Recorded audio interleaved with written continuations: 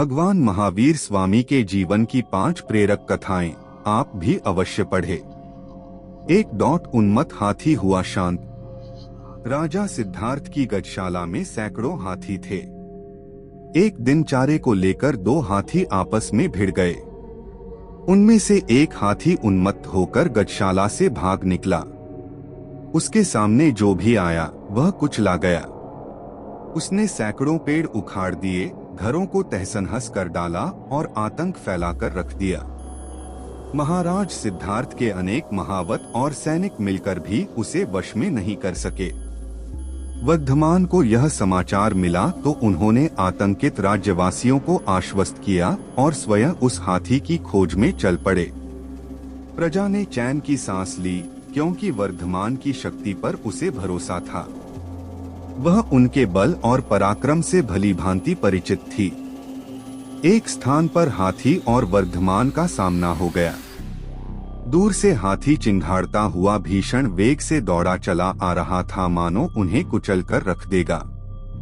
लेकिन उनके ठीक सामने पहुंचकर वह ऐसे रुक गया मानो किसी गाड़ी को आपातकालीन ब्रेक लगाकर रोक दिया गया हो। महावीर ने उसकी आंखों में झांकते हुए मीठे स्वर में कहा, हे गजराज, शांत हो जाओ। अपने पूर्व जन्मों के फलस्वरूप तुम्हें पशु योनि में जन्म लेना पड़ा। इस जन्म में भी तुम हिंसा का त्याग नहीं करोगे तो अगले जन्म में नरक की भयंकर पीड़ा सहनी होगी। अभी समय है, अहिंसा का पालन कर तुम अपने भावी जीवन को सुखद बना सकते हो। वर्धमान के उस उपदेश ने हाथी के अंतर्मन पर प्रहार किया। उसके नेत्रों से आंसू बहने लगे। उसने सूंड उठाकर उनका अभिवादन किया और शांत भाव से गजशाला की ओर लौट गया। 2 ग्वाले को सद्बुद्धि। एक दिन संध्या के समय महावीर गांव के निकट पहुंचे तो वहां एक वृक्ष के नीचे निश्चल खड़े होकर ध्यान करने लगे। तभी एक ग्वाला अपनी कुछ गायों को लेकर वहां आया और उन्हें संबोधित करके बोला, हे मुनि, मैं गांव में दूध बेचने जा रहा हूं। मेरे लौटने तक मेरी गायों का ध्यान रखना। इतना कहकर उनका जवाब सुने बिना वह वहां से चला गया। कुछ समय बाद वह लौटा तो देखा कि महावीर स्वामी ज्यों के त्यों खड़े हैं, लेकिन गायें वहां नहीं हैं। उसने पूछा, मुनि, मेरा पशुधन कहाँ है? महावीर ने कोई उत्तर नहीं दिया तो इधर-उधर देखते हुए वह जंगल में घुस गया और पूरी रात वहां अपनी गायें तलाश करता रहा। इसी बीच गायें चरकर लौट आईं और महावीर को घेरकर बैठ गईं। सुबह थकामांदा ग्वाला लौटा तो गायों को वहां देखकर आग बबूला हो उठा, इस मुनि ने मुझे तंग करने के लिए मेरी गायों को छिपा दिया था। अभी इसकी खबर लेता हूँ। यह कहकर उसने गायों को बांधने वाली रस्सी अपनी कमर से खोली और महावीर पर वार करने को हुआ। तभी एक दिव्य पुरुष ने वहां प्रकट होकर उसे रोक लिया। ठहरो मूर्ख, यह क्या अपराध करने जा रहे हो? तुम बिना इनका उत्तर सुने अपनी गायें इनकी रखवाली में छोड़कर गए। अब पूरी गायें पाकर भी इन्हें दोष दे रहे हो। मूर्ख, ये भावी तीर्थंकर हैं। यह सुनकर ग्वाला महावीर के चरणों में गिर पड़ा और क्षमा याचना करके वहां से चला गया। 3 भील का हृदय परिवर्तन। पुष्कलावती नामक देश के एक घने वन में भीलों की एक बस्ती थी। उनके सरदार का नाम पुरूरवा था। उसकी पत्नी का नाम कालिका था। दोनों वन में घात लगाकर बैठ जाते और आते जाते यात्रियों को लूटकर उन्हें मार डालते। यही उनका काम था। एक बार सागरसेन नामक एक जैनाचार्य उस वन से गुजरे तो पुरूरवा ने उन्हें मारने के लिए धनुष तान लिया। जो ही वह तीर छोड़ने को हुआ, कालिका ने उसे रोक लिया। स्वामी, इनका तेज देखकर लगता है ये कोई देव पुरुष हैं। ये तो बिना मारे ही हमारा घर अन्नधन से भर सकते हैं। पुरूरवा को पत्नी की बात जंच गई। दोनों मुनि के निकट पहुँचे तो उनका दुष्टवत व्यवहार स्वमेव शांत हो गया और वे उनके चरणों में नतमस्तक हो गए। मुनि ने अवधिज्ञान से भांप लिया कि वह भील ही 24वें तीर्थंकर के रूप में जन्म लेने वाला है। अत उसके कल्याण हेतु उन्होंने उसे अहिंसा का उपदेश दिया और अपने पापों का प्रायश्चित करने को कहा। भील ने उनकी बात को गांठ में बांध लिया और अहिंसा का व्रत लेकर अपना बाकी जीवन परोपकार में बिता दिया। 4 निर्धनता से मुक्ति दिलाई।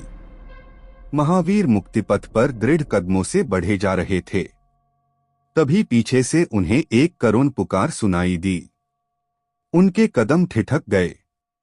पीछे मुड़कर देखा तो एक दुर्बल ब्राह्मण लाठी के सहारे गिरता पड़ता दौड़ा आ रहा था। कुछ पल बाद ही वह महावीर के कदमों में आकर गिर पड़ा। उसकी आंखों से झरझर आंसू बहने लगे। फिर लड़खड़ाती जुबान से वह बोला, मेरी सहायता कीजिए राजकुमार वर्धमान, मुझे कुछ दीजिए, मेरी निर्धनता दूर कीजिए। वह बूढ़ा ब्राह्मण सोम शर्मा था, जो प्राय उनसे दान दक्षिणा लेने आता रहता था। वे भी आवश्यकतानुसार उसकी मदद करते रहते थे। उसकी हालत देखकर महावीर सहानुभूति से द्रवित हो गए, लेकिन आज देने के लिए उनके पास कुछ नहीं था। तभी उन्हें कंधे पर पड़े हुए दिव्य वस्त्र का ध्यान आया। उन्होंने उसे आधा फाड़कर सोम शर्मा को दे दिया। वह खुशी से भर उठा और उसे एक जौहरी के पास ले गया। जौहरी उसे देखकर बोला, इसका आधा भाग कहाँ है? यदि तुम वह हिस्सा भी ले आओ तो मैं तुम्हें 1 लाख स्वर्ण मुद्राएं दे सकता हूँ। लालच में डूबा ब्राह्मण वापस महावीर के पीछे भागा और जहाँ जहाँ वे गए उनका पीछा करता रहा। लगभग 1 साल बाद महावीर के कंधे से कपड़े का वह टुकड़ा गिरा तो सोम शर्मा उसे ले भागा और 1 लाख स्वर्ण मुद्राओं में बेच दिया। 5 शूलपाणी का क्रोध नष्ट कर किया उद्धार। घूमते हुए महावीर वेगवती नदी के किनारे स्थित एक उजाड़ गांव के निकट पहुँचे। गांव के बाहर एक टीले पर एक मंदिर बना हुआ था। उसके चारों ओर हड्डियों और कंकालों के ढेर लगे थे। महावीर ने सोचा, यह स्थान उनकी साधना के लिए ठीक रहेगा। तभी कुछ ग्रामीण वहां से गुजरे और उनसे बोले, यहाँ अधिक देर मत ठहरो मुनिराज। यहाँ जो भी आता है उसे मंदिर में रहने वाला दैत्य शूलपाणी चट कर जाता है। ये हड्डियां ऐसे ही अभागे लोगों की हैं। यह गांव कभी भरा पूरा हुआ करता था। उस दैत्य ने इसे उजाड़कर रख दिया है। यह कहकर ग्रामीण तेज कदमों से वहां से चले गए। महावीर ने ग्रामवासियों के मन का भय दूर करने की ठानी और उस मंदिर के प्रांगण में एक स्थान पर खड़े होकर ध्यान करने लगे। जल्दी ही वे अंतर केंद्रित हो गए। अंधेरा घिरते ही वातावरण में भयंकर गुर्राहट गूंजने लगी। हाथ में भाला लिए शूलपाणी दैत्य वहां प्रकट हुआ और महावीर को सुलगते नेत्रों से घूरते हुए भयंकर क्रोध से गुर्राने लगा। उसे आश्चर्य हो रहा था कि उससे भयभीत हुए बिना उसके सामने खड़े होकर ही एक मानव ध्यान साधना में लीन था। वह मुंह से गड़गड़ाहट का शोर करते हुए मंदिर की दीवारों को हिलाने लगा। लेकिन महावीर मुनि न तो भयभीत हुए न ही उनकी तंद्रा टूटी। अपने छलबल से शूलपाणी ने वहां एक पागल हाथी प्रकट किया। वह महावीर को अपनी पैनी सूंड चुभोने लगा। फिर उन्हें उठाकर चारों ओर घुमाने लगा। जब महावीर पर कोई प्रभाव नहीं पड़ा तो वहां एक भयानक राक्षस प्रकट हुआ। वह तीखे नख और दांतों से उन पर प्रहार करने लगा। अगली बार एक भयंकर विषधर उन पर विष उगलने लगा। इतने पर भी महावीर ध्यानमग्न रहे तो शूलपाणी भाले की नुकीली नोक उनकी आंखों, कान, नाक, गर्दन और सिर में चुभोने लगा। लेकिन महावीर ने शरीर से बिल्कुल संबंध विच्छेद कर लिया था, अत उन्हें जरा दर्द का अनुभव नहीं हुआ। यह सहनशीलता की पराकाष्ठा थी जो केवल तीर्थंकर में ही हो सकती थी। शूलपाणी समझ गया कि वह मनुष्य निश्चित ही कोई दिव्य प्राणी है। वह भय से थर्राने लगा। तभी महावीर के शरीर से एक दिव्य आभा निकलकर दैत्य के शरीर में समा गई और देखते ही देखते क्रोध पिघल गया। गर्व चूर चूर हो गया। वह महावीर के चरणों में लौट गया और क्षमा मांगने लगा। महावीर ने नेत्र खोले और उसे आशीर्वाद देते हुए करुणापूर्ण स्वर में बोले, शूलपाणी, क्रोध से क्रोध की उत्पत्ति होती है और प्रेम से प्रेम की।